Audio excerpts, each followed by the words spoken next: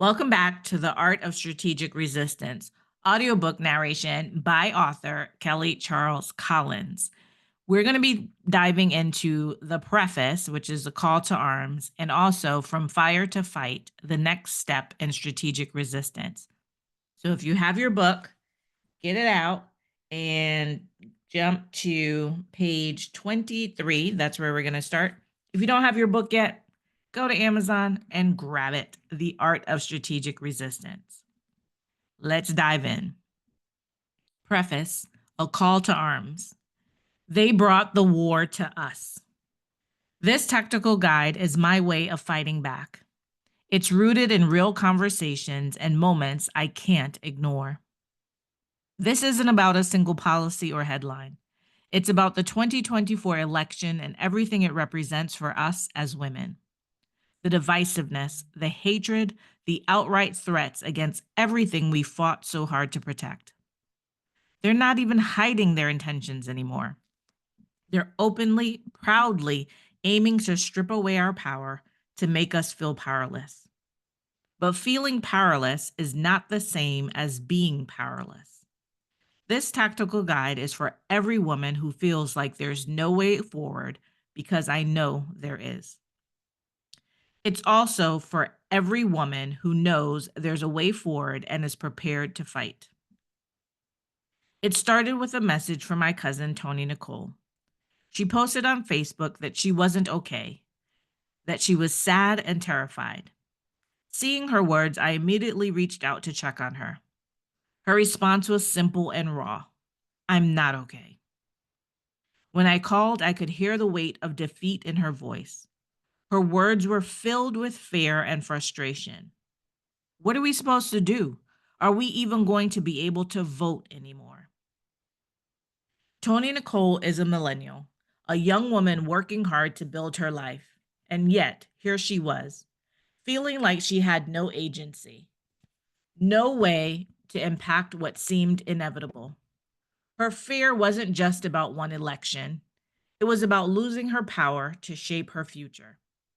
And I know so many women feel the same way. Then there's my younger cousin, Chloe. Her father, David, shared a message in our family's WhatsApp group saying she had come to him crying. Later that day, I texted her to check in and see how she was feeling. Her response, "It's been a rough day, but maybe tomorrow will be a new day." Chloe is a college student, part of Gen Z, and like so many young women her age, she's been deeply impacted by this moment.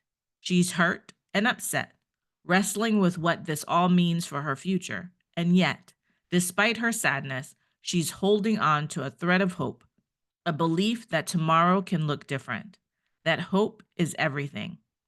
It's what keeps us moving forward, even when everything feels stacked against us. And then there's my niece, Danielle. She's a millennial and a lawyer who's completely battle ready, fired up and ready to go. She's the one who says, fuck around and find out. And dare I say, she got that fire from her auntie, me. These three young women, Tony feeling the weight of defeat, Chloe clinging to hope, and Danielle fueled and ready to fight, represent the very real impact of this moment. They come from a family of fighters. Yet, even in a family like ours, some are grappling with despair and uncertainty. For me, hearing the struggles of two women in my own family was a call to action I couldn't ignore. This tactical guide had to be written, not just for them, but for every woman who feels the weight of this moment. It's also for those like Danielle who are ready to fight, but need the right tools in their arsenal to do so effectively. These three women embody the spectrum of emotions so many of us feel in the face of loss or uncertainty. But no matter where you find yourself, defeated, hopeful, or battle ready, your response requires intention and strategy. A moment I'll never forget. These conversations took me back to the night Hillary Clinton lost the election. I remember the crushing weight of that moment, the disbelief, the anger, the sorrow. I shared those feelings openly on what was then Twitter, now X, or whatever it's called by the time you're reading this. The next day, my boss called, not to offer support or acknowledge the pain I felt, but to question why I was tweeting about it. It was as if my voice, my feelings didn't matter. He insisted I delete my tweets, claiming they could harm the firm. Reluctantly, I complied. But I vowed then and there I would never silence myself like that again. That moment has stayed with me, a painful reminder of the pressure to remain quiet, to accept things as they are, to avoid rocking the boat. But that's not who I am, and it's not who I'm asking you to be. Our strength lies in unity and purpose. In moments like these, we must remember that our power comes not only from our resilience, but also from our unity.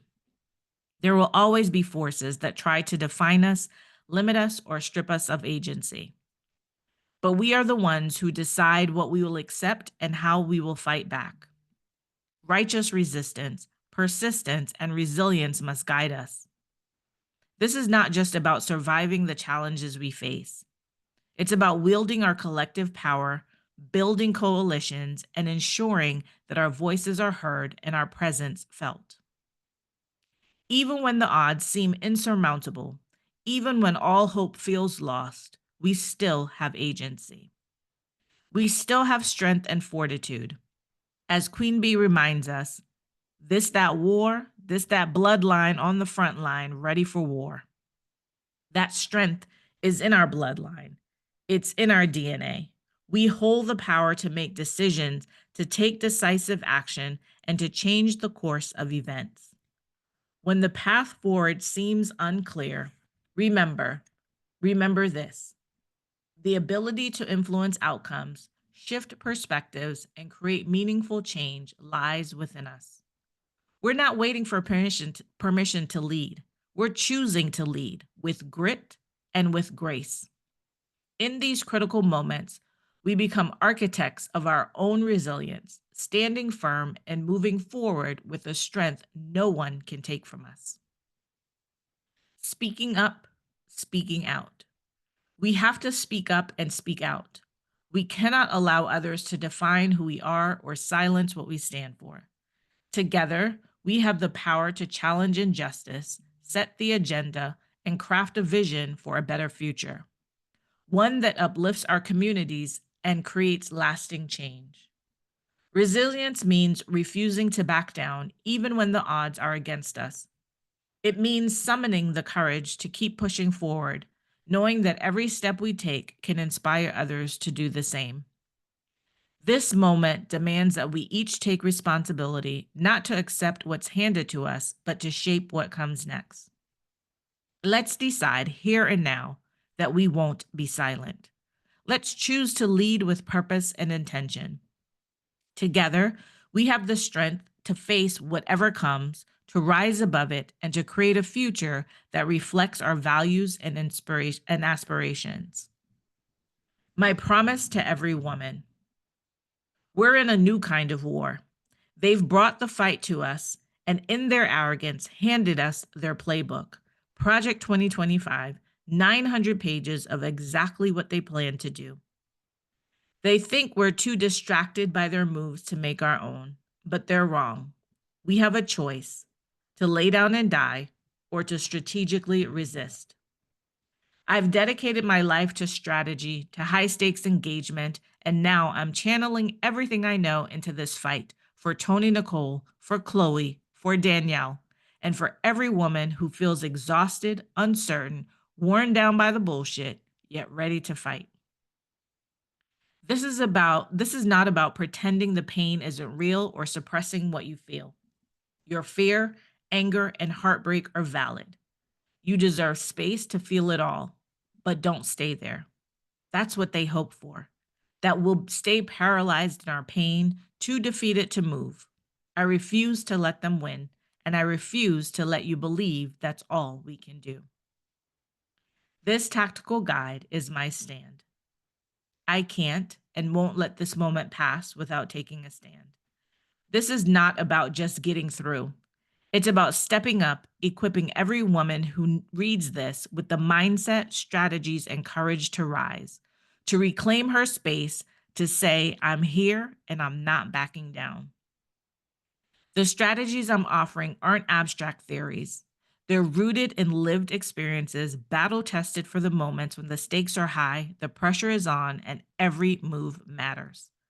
This is your guide to stepping into your power with purpose and precision.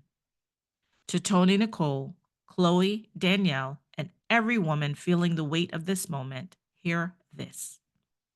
We are more powerful than they think. We are not just soldiers, we are warriors.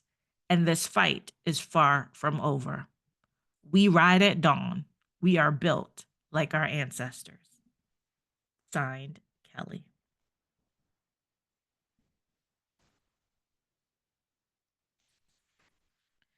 From fire to fight, the next step in strategic resistance. You've tapped into the well of your power, a power deeply rooted in the legacy of those who came before you. You've reclaimed the strength, clarity, and conviction that flows through your veins, a foundation upon which your resistance is built. But reflection without action is incomplete. Legacy without movement is just a dream. This next section is where strategy meets execution. It's where we turn purpose into power, dreams into direction, and conviction into conquest. This is where the warrior in you steps forward, ready to act with intention, clarity, and unshakable focus. We move from heart to hands, from words to work, from inspiration to impact. The strategies ahead are your tools, carefully forged for the high-stakes battles you face, whether on the front lines of your community, in corporate workplaces, or in those moments where your voice insists on being heard. These are not abstract ideas. They are actionable steps built for the realities you navigate and tailored for the resistance you lead. Take this moment, breathe deeply, ground yourself, prepare. The time to fight is now. And as you step into the strategies that follow, remember you are not simply moving through the world, you are moving the world. So that was the preface and our From Fire to Fight. And this book this book did come about because of my three cousins. And I was so distressed by what I was hearing from them, and then emboldened by what I was hearing from Danielle. And I thought there is something that we must do something. We cannot sit on the sidelines. We talk about being built like our ancestors. We talk about always our ancestors' wildest dreams. And what we have to remember is that we too shall become ancestors, and what will our descendants say about us. And so this book is my way of putting up a fight and strategically resisting what is ahead of us. And again, it's whether it's in your community, whether it's at work, whether it's in your business, it's in your household, wherever it is. The idea is that we need to learn how to strategically resist, to do it with intention, and to not forget that behind that resistance is emotion. And so as we move forward in the book, what we'll be talking about is how to understand where you are emotionally and what strategies are aligned with that emotion, or what strategies you can look at to help you to move through to where it is that you want to go, to achieve whatever goal you're trying to achieve, even in the face of those emotions. So next, the next video that will come up, or the next audio, we will go into chapter 1, and this is the foundation, be in the know. Be in the know are some principles that I came up with around being able to navigate high stakes moments and understanding the game and how to play the game. So I'm very excited about that, and I think you'll really love that. So again, if you don't have your book yet, go grab it on Amazon, and also make sure that while you're there, you grab The Art of Strategic Resistance battle planner. So this is your tactical guide. The book is your tactical guide. And then you have your actual planner that once you go through the strategies, you can map out a 90-day battle plan for how you are going to strategically resist. So until we meet again in our next chapter, Be in the Know, take care.